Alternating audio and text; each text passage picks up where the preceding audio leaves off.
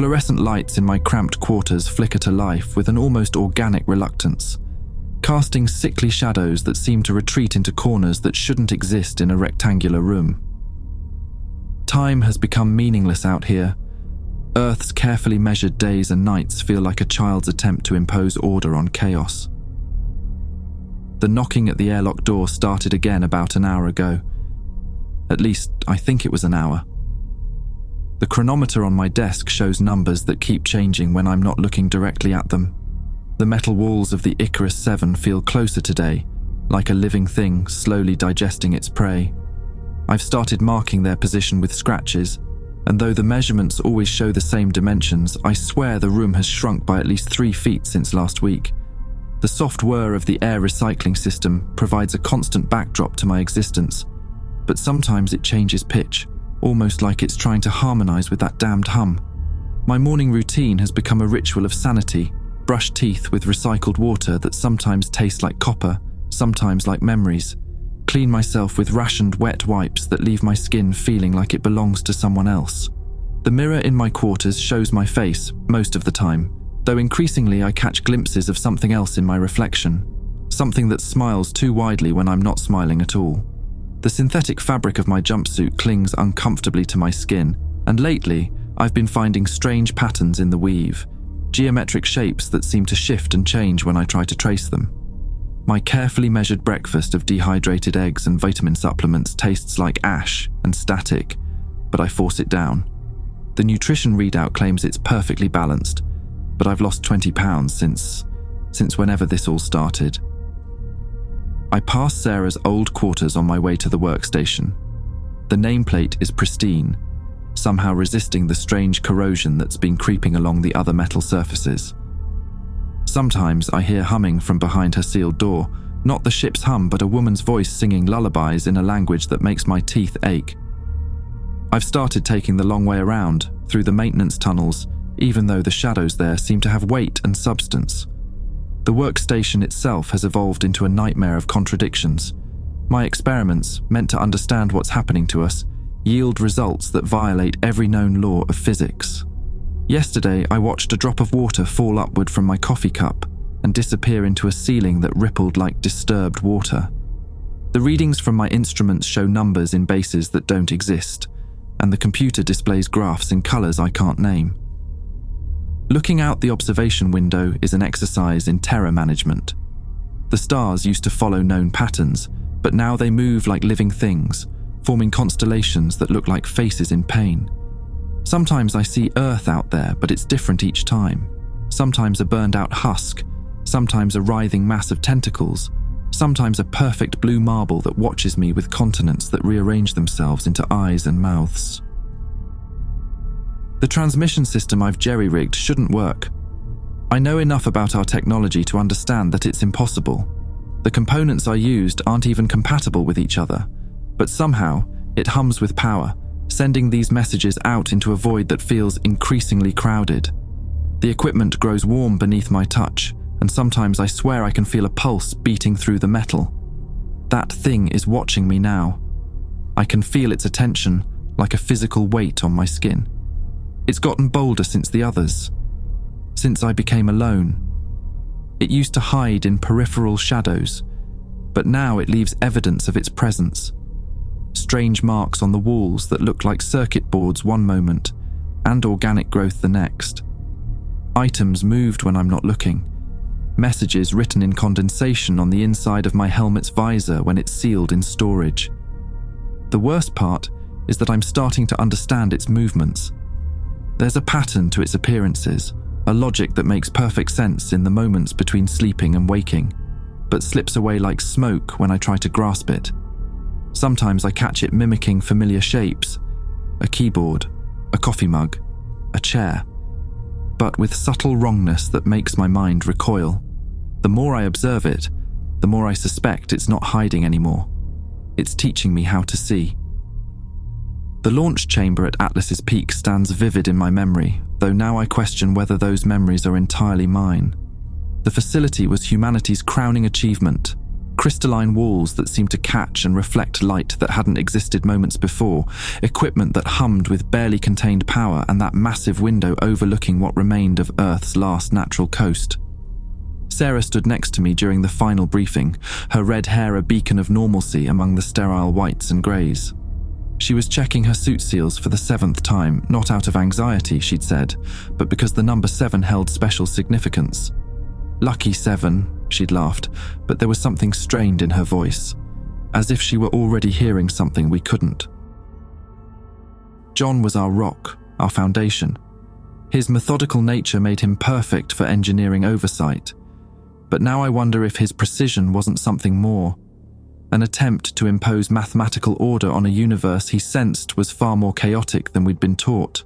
His pre-flight checklist had expanded from standard procedures to include measurements and calculations that seemed nonsensical at the time. The exact angle of shadows in the launch bay, the frequency of light reflecting off distant ice sheets, the patterns of frost forming on the external tanks. Carlos couldn't stop talking about the terraforming equipment, explaining complex biological processes with increasingly strange metaphors. "Life finds a way," he kept saying, "but sometimes the way it finds isn't the way we expect." His eyes would unfocus slightly when he talked about the bacterial colonies we were bringing, as if he were seeing something growing and changing beneath their microscopic surfaces. Xavier was the quiet one, constantly adjusting his suit's environmental controls. "Something's wrong with the temperature regulation," he'd complained, though diagnostics showed everything functioning perfectly. Now I wonder if he was feeling that first subtle intrusion of the void, that cold that goes beyond temperature and seeps into your bones, your thoughts, your soul. The launch itself was a symphony of controlled violence. The rockets ignited with a roar that seemed to come from somewhere deeper than mere combustion, and the G-forces pressed us back into seats that felt almost alive beneath us. Sarah's jokes had taken on an edge of hysteria, each punchline ending with a laugh that lasted slightly too long. The blue-brown sphere of Earth fell away beneath us, wrapped in its artificial atmosphere like a butterfly's chrysalis. But what was emerging wasn't what we expected. That's when we first noticed the hum. It was subtle at first, barely distinguishable from the ship's normal operations, but it had a quality that set it apart, a resonance that seemed to bypass our ears and vibrate directly in our minds. We all heard it, I know we did. I saw it in the way Carlos's running commentary would sometimes skip like a scratched record, in the way John's hands would pause over his instruments, in the way Xavier's breathing would catch and hold for just a moment too long. The void between stars seemed to press against the ship's windows, no longer empty, but pregnant with potential. Our vessel's name, Icarus 7, took on new meaning. Not just the 7th ship of its class, but a reference to flying too close to truths we weren't meant to know. The previous 6 Icarus missions were classified beyond our clearance, their records sealed behind firewalls that seemed more like warnings than security measures. Looking back, I think we were already changing during those first hours of flight. The weightlessness affected us differently than our training had prepared us for. Objects would drift in directions that violated physics, and sometimes our shadows wouldn't move with us. The ship's cameras caught glimpses of things that shouldn't have been there, shapes in the engine exhaust that looked like faces, patterns in the frost forming on the external tanks that resembled writing in a script that hurt to look at. Sarah was the first to say something, though not directly. During her first shift monitoring communications, she began responding to transmissions we couldn't hear. Her log entries for those hours are corrupted now, but I remember seeing strings of numbers that appeared to be coordinates, though not in any system we used. When questioned, she said she was just running standard checks, but her smile had too many angles. The true horror of our situation didn't hit me until later, when I reviewed the launch footage and noticed something that still makes my blood run cold. In every frame, just at the edge of visibility, there's a darkness deeper than space itself, keeping pace with our ship. It's not a shadow or a camera artifact. It moves with purpose, and sometimes, when I freeze the frame at just the right moment, I can see it reaching toward us with appendages that bend in impossible ways. The first real indication that something was fundamentally wrong came during what should have been a routine stellar positioning check. Carlos was on navigation duty, his dark eyes reflecting the holographic star chart that hung in the center of the bridge like a twisted constellation. The map showed our position relative to known celestial bodies, but the numbers didn't add up, couldn't add up. "These stars," Carlos muttered, his fingers tracing patterns in the air that seemed to leave luminescent trails. "They're all wrong. It's like they're where they should be, but they're also somewhere else at the same time." His words caught my attention because they perfectly described the unsettling sensation I'd been experiencing every time I looked out the observation windows. The ship's common area had transformed into a war room of sorts, though we were fighting a battle against reality itself. Star charts covered every surface, each showing slightly different configurations of the same stars. What was most disturbing was that all of them were technically correct according to our instruments. It was as if space itself had developed multiple personality disorder. The hum had become our constant companion by then, a physical presence that made the bulkheads vibrate in frequencies that shouldn't have been possible in the vacuum of space. It wasn't just sound anymore, it was like a living thing probing our minds with tendrils of pure vibration. I caught Sarah more than once pressing her ear against the walls, nodding as if in conversation. The ship's systems presented us with a maddening paradox. Life support functioned at 100% efficiency, better than 100% actually. The air was purer than it had been on Earth, the water cleaner, the artificial gravity more stable. But every attempt to communicate with Earth or determine our position failed in ways that defied explanation. The equipment wasn't just malfunctioning, it was working perfectly to do something entirely different from its intended purpose. I remember one particular incident that marked the beginning of our collective descent into whatever this is. We were all in the observation deck, attempting to identify any familiar celestial bodies when the stars outside began to move. Not the usual apparent movement caused by our ship's rotation, but deliberate patterns that suggested intelligence. Sarah was the first to notice that they were spelling out words in languages that humanity had never written. The darkness between the stars had developed texture, depth beyond what vacuum should possess. Sometimes when the light was right, or perhaps when my mind was wrong, I could see things moving in that velvet blackness. Vast shapes that made my eyes hurt and my brain feel like it was trying to fold itself into new geometries. They seemed to be performing some kind of cosmic dance, a ritual that might have been ancient when the first stars were young. Xavier developed a theory that we weren't lost at all. We were exactly where we were supposed to be. But where had become a more complicated concept than human minds were equipped to handle. He started developing new mathematical models to explain our situation, covering the walls of his quarters with equations that branched and grew like living things, spawning new forms of calculus that operated on values that couldn't exist. The ship itself began to feel less like a vessel and more like a cocoon. The walls would sometimes ripple when touched, though measurements showed they maintained their solid titanium structure. The corridors seemed longer or shorter depending on our emotional states, and rooms would occasionally connect in ways that violated the ship's blueprints. We started finding spaces that shouldn't have existed, storage closets that contained infinity, maintenance ducts that looped back on themselves in impossible ways.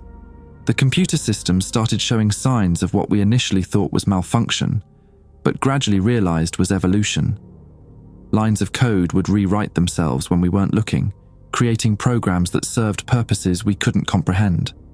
The ship's AI began responding to queries we hadn't yet asked, answering questions that would only occur to us hours or days later. Carlos spent hours staring at the navigation displays, muttering about how beautiful it all was. "The universe isn't expanding," he told me once, his eyes reflecting starlight that seemed to come from inside his pupils. "It's waking up." The next day, all his calculations were written backward, and when reflected in a mirror, they described geometric principles that made perfect, terrible sense. The hydroponics bay had always been Sarah's favorite place on the ship. She said the plants reminded her of Earth, of hope, of the future we were trying to secure for humanity. That's why it was so horrifically appropriate that it became the scene of her final transformation. The day it happened started with the hum reaching a pitch that made the air itself feel thick and syrupy, like we were moving through invisible molasses. I found her there among the growing things, but the plants had changed.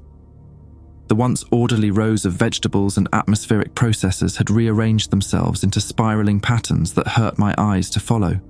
The leaves pulsed with bioluminescence that shouldn't have been possible, creating shadows that moved against the light. Sarah stood in the center of it all, her hands already bloody from where she'd begun her work. "Mother is here," she whispered when I entered, her voice harmonizing with the hum in ways that made my teeth vibrate. "She's always been here, watching us grow, waiting for us to ripen." Her face was radiant with a joy that was more terrifying than any expression of fear could have been. "The plants understand, they've always understood. We're the ones who needed to change." The hydroponic bay's environmental systems had gone haywire, creating a tropical atmosphere that felt heavy with potential. Moisture beaded on every surface, running down the walls in patterns that looked like crying faces. The plants had begun growing in new directions, reaching not toward the artificial lights, but toward the shadows that pooled in impossible corners. "Don't you see them?" Sarah asked, her fingers probing at her eyes. "These eyes, these human eyes, they're filters, they're barriers. Mother says we need to remove the barriers." Blood ran down her cheeks like tears, but her voice was ecstatic. "I can almost see her now. Just a little more. Just a little deeper." I tried to stop her. We all did. But how do you stop someone who is absolutely certain that what they're doing is right? Who can see a truth that you can't? Her strength was impossible. Every time we pulled her hands away from her face, they would return with even greater purpose. And all the while, the plants watched. I swear they watched, their leaves trembling with anticipation. The moment her fingers finally broke through, punching past the delicate barriers of her eyes and into what lay behind, the entire hydroponics bay seemed to hold its breath. The hum peaked at a frequency that made reality itself vibrate, and for just a moment, I saw what Sarah saw. The walls of the ship peeled away like petals, revealing a garden that extended infinitely in all directions, tended by beings of pure geometry who pruned and shaped the very fabric of space-time. Sarah's scream of joy was harmonized by the plants, their leaves rustling in a wind that couldn't exist in our closed system. "I see you, Mother," she cried, her ruined face turned towards something that stood just behind the veil of reality. "I see you. I understand." Blood poured from her empty eye sockets, but it moved wrong, flowing upward and outward in patterns that formed complex mathematical equations in the air. The medical bay was useless. Our advanced equipment, designed to handle any space-related emergency, couldn't begin to treat what was essentially a transformation rather than an injury. Sarah's vital signs remained strong even as her body began to change. Her skin developed patterns that looked like star charts, mapping constellations that had never existed in human astronomy.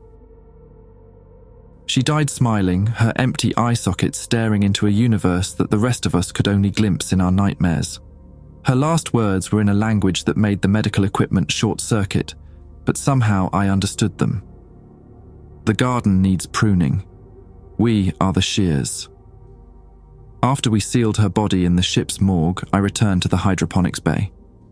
The plants had changed even more dramatically. Their DNA, when I analyzed it, had been rewritten into spiraling helixes that contained information in 4 dimensions. They produced oxygen, yes, but also something else. Something that made the air shimmer with possibilities. I sealed the bay after that, but sometimes I still hear them growing, whispering Sarah's name in voices like rustling leaves. The quantum drive core had always been beautiful in a clinical way, a triumph of human engineering that bent space itself to our will. Or so we thought.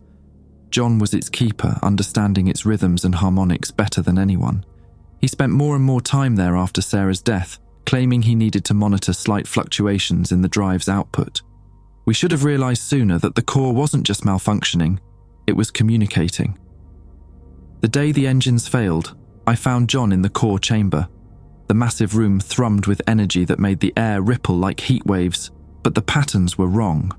They moved against thermodynamic laws, creating shapes that suggested eyes and mouths, and things that had never existed in Earth's biosphere. The emergency lights cast everything in a bloody glow that seemed to pulse in sync with the hum that had become our constant companion. "They've been talking to us since we left Earth's orbit," John said without turning around. His voice had developed harmonics that shouldn't have been possible from human vocal cords. "The quantum fields aren't just pathways through space, they're nervous systems. We've been traveling through the synapses of something vast, something ancient." His tools lay scattered around his feet, arranged in patterns that reminded me of ritual circles. The maintenance tunnels around the core had become a maze of non-Euclidean geometry. I could swear some of the corridors looped back on themselves in ways that violated basic physics, while others seemed to lead to spaces that existed between moments of time. The thing that had been following us, I saw it more clearly down there. It flitted between dimensions as easily as we moved through air, leaving after images that burned themselves into my retinas. "The previous missions," John continued, his fingers tracing equations in the air that left glowing trails. "They didn't fail. They succeeded too well.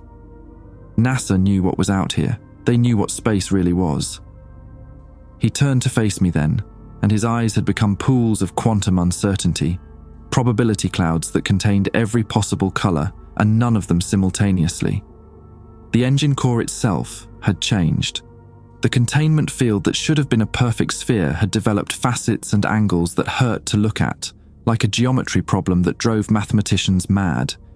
Energy patterns within the field formed structures that looked organic, pulsing with a life that didn't belong in our universe, or perhaps belonged to it more fundamentally than we did. "The universe isn't empty," John whispered, his voice now accompanied by subsonic frequencies that made my bones resonate. "It's full. So full. We've been living in a bubble of ignorance, thinking we were alone. But we're not alone. We were never alone. We're like bacteria living on the skin of something so vast we can't comprehend it. And it's waking up. It's finally waking up." The tools at his feet had begun to melt and flow together, forming new instruments that served purposes I couldn't begin to understand. When he picked one up, it merged with his hand temporarily, turning his flesh metallic and iridescent. "They showed me how to turn off the engines," he said with a smile that contained too many dimensions. "We don't need them anymore. We don't need to go to Mars. Mars is a dream of small things, of creatures who think in straight lines and simple curves. We're being offered something greater." That was the last coherent conversation I had with John before he sealed himself in his quarters. The engine core continued to produce power, but not in any way our instruments could measure. The quantum field had become a window into something else, something that watched us through probabilities and possibilities, reaching toward us with tendrils of pure mathematics. The medical bay had always been the most sterile, orderly place on the ship. That's what made Xavier's death so grotesque. It was a violation of everything the space represented.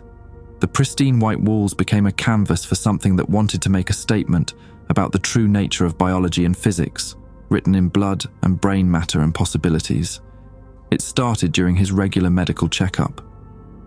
Xavier had been complaining about headaches, about seeing colors that didn't exist in the visible spectrum. The medical AI's diagnosis showed his brain activity patterns forming fractals that repeated infinitely inward, like a Mandelbrot set made of neurons and synapses.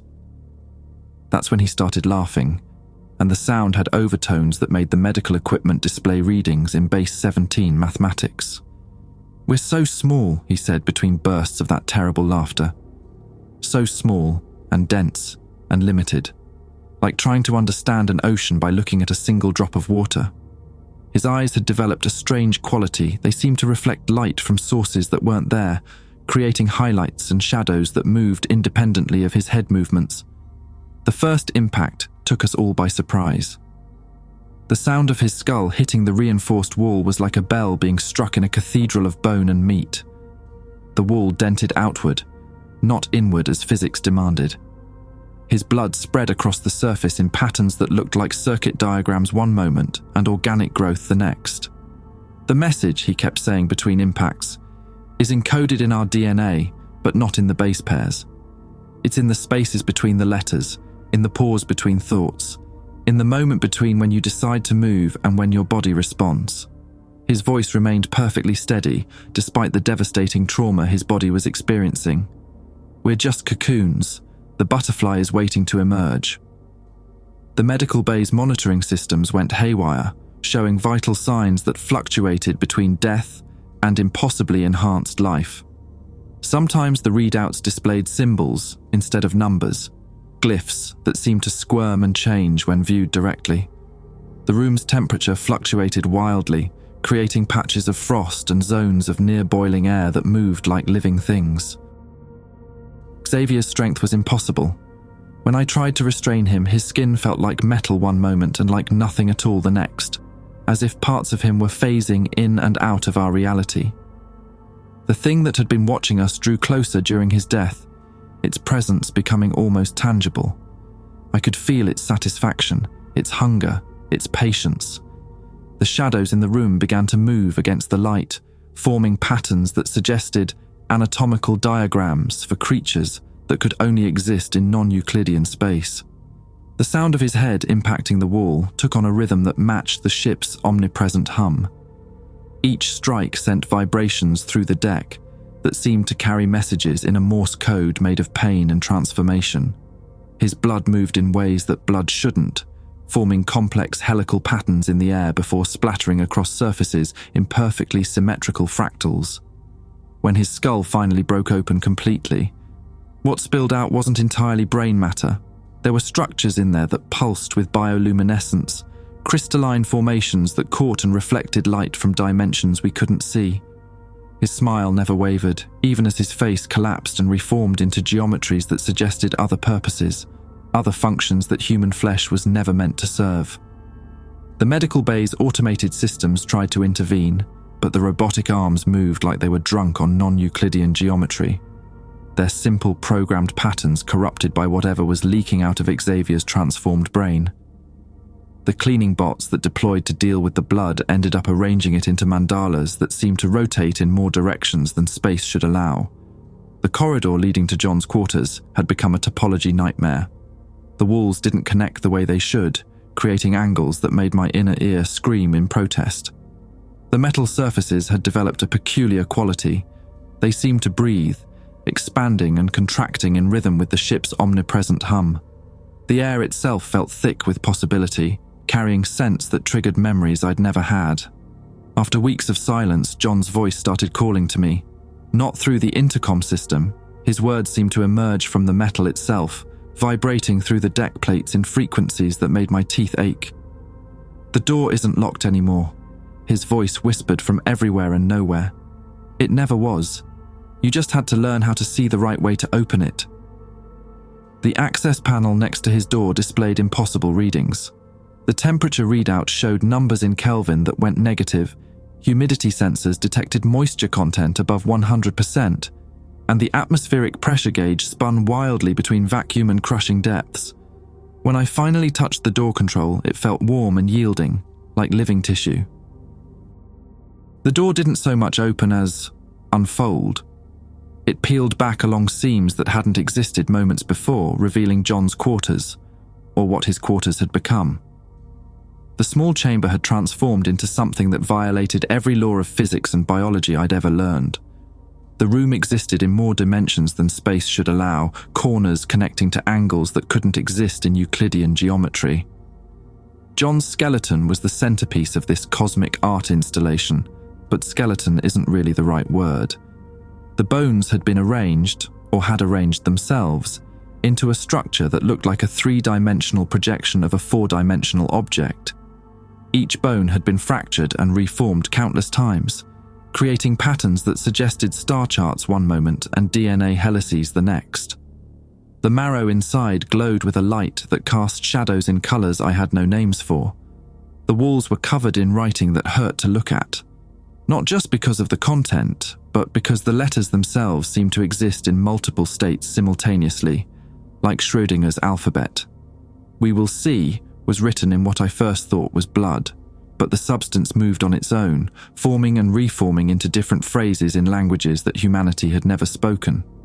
Some of the words appeared to be alive, crawling across the surfaces like linguistic insects. The viewport that should have shown the stars instead displayed something else, a vista that made me question everything I thought I knew about reality. The space beyond the transparent aluminum was filled with geometric shapes that folded through dimensions, creating patterns that suggested vast intelligences at work. Creatures the size of solar systems performed ritual dances around suns that burned in spectrums beyond human comprehension. John's personal log was still recording, the holographic display projecting images that skittered at the edges of sanity. The last entry was just his voice repeating a sequence of numbers that, when I later tried to calculate them, appeared to define coordinates in a space with 17 dimensions. The audio quality degraded with each repetition, picking up harmonics that resonated with something deep in my hindbrain, awakening genetic memories from before our species crawled out of the oceans. What disturbed me most was the way causality itself seemed broken in the room. I would see effects before their causes, blood dripping upward to return to wounds that hadn't yet been made, light bending around corners before the illumination source activated. Time didn't flow linearly here. It pooled and eddied like a liquid, creating whirlpools of possibility and probability. The thing that had been following us was more visible here than anywhere else on the ship. It flitted between the complex geometries of John's remains, sometimes looking like Sarah, sometimes like mathematical equations given flesh, sometimes like nothing that could exist in our universe.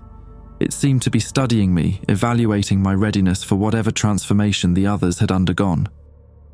I sit here now, in what used to be the ship's communication center, but has become something else entirely. The equipment has evolved, sprouting crystalline growths that pulse with information from somewhere beyond our universe.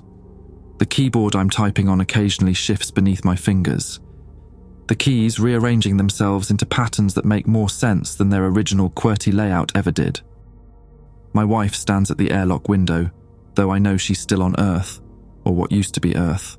Her smile contains too many teeth arranged in geometries that suggest the golden ratio and the Fibonacci sequence had children together. Her movements are liquid poetry written in a language of bone and sinew that human anatomy was never meant to speak. She tells me about the wonders waiting just outside, about truths that lie beyond the thin barrier of human consciousness. The ship has become a living thing, or perhaps it always was, and we're only now evolved enough to notice. The corridors breathe and pulse with possibilities, walls shifting to create new spaces that exist between moments of time. The hum that tormented us for so long has resolved itself into a symphony of cosmic significance. The background radiation of creation itself, translated into frequencies our transforming minds can finally begin to comprehend. I understand now why the previous expeditions failed. They didn't fail at all, they succeeded beyond humanity's wildest dreams. NASA knew. They'd known since the first moon landing, when humans first stepped beyond Earth's protective veil of ignorance. The moon mission stopped because we weren't ready for what we found there. The dark side of the moon isn't dark at all. It's blazing with a light our eyes weren't meant to see. The stars have revealed their true nature to me. They're not nuclear furnaces burning in the void. They're synapses in the brain of something so vast that galaxies are merely atoms in its thoughts. The darkness between them isn't empty. It's pregnant with potential, crawling with life so alien that our minds categorized it as nothing rather than face the truth of its existence. The thing that was watching us has finally shown me its true form, or at least as much of its form as my mind can process without completely shattering. It's beautiful in a way that makes me want to tear out my eyes, not to stop seeing it, but to see it better. I understand now why Sarah did what she did. These human eyes are inadequate tools, filtering out the most important parts of reality. My reflection shows something new now, a face that's still mine, but transformed by understanding. My eyes have begun to perceive colors that exist between and beyond the spectrum we once thought was complete. My brain processes information in ways that would have been impossible before, thinking in geometries that extend beyond the paltry 3 dimensions we once thought were all that existed. The airlock calls to me, promising not death, but transcendence. What we thought was the vacuum of space is actually an ocean of possibility, teeming with life and consciousness in forms we never had the capacity to recognize. My wife's smile grows wider, impossibly wider, as she beckons me to join her. The metal of the airlock door feels warm beneath my touch, almost organic, as if the barrier between inside and outside, between life and death, between human and other, has become as permeable as the membrane between possible and actual. I understand now that we were never meant to save the world. The world doesn't need saving, it needs transcendence. We weren't reaching for the stars, they were reaching for us, calling us home to a family we never knew we had. The hum wasn't an invasion or a corruption, it was an invitation to join something greater than humanity ever dreamed possible. This will be my final transmission as what I currently am. To anyone who receives this, don't look for us, don't try to save us. But if you hear the hum, if you see the shadows move against the light, if you feel the geometry of reality starting to shift around you, don't fight it. We were never meant to be bound by flesh and bone, by 3 dimensions and linear time. The stars are alive, and they're hungry for those who dare to walk among them. The hum is calling, and I need to see. I need to finally, truly see.